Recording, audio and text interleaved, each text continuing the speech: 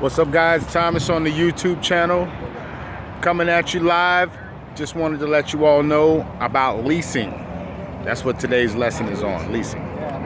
Now, a lot of people have misconceptions about leasing as far as when they should lease, if they should lease.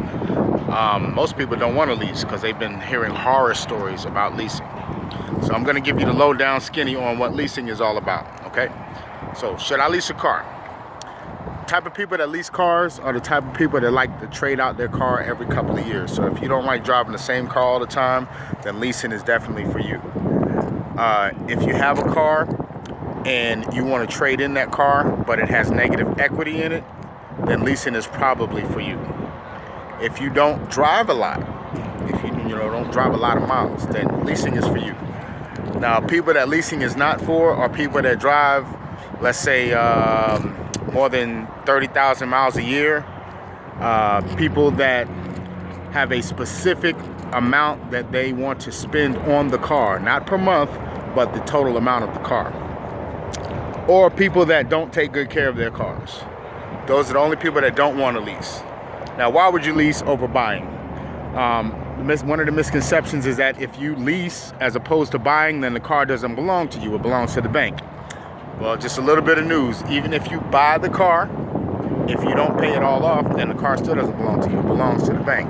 So if you lease and you don't pay the car off, it still belongs to the bank. So either way, the car belongs to the bank until you pay it off.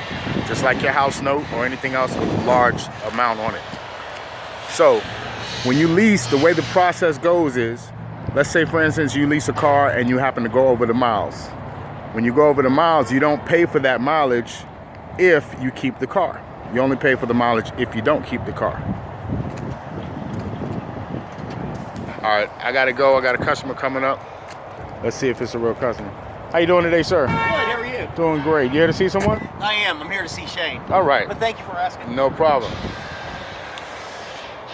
So, customer right there is going to see Shane. You see him there behind me? All right, so, again, back to leasing.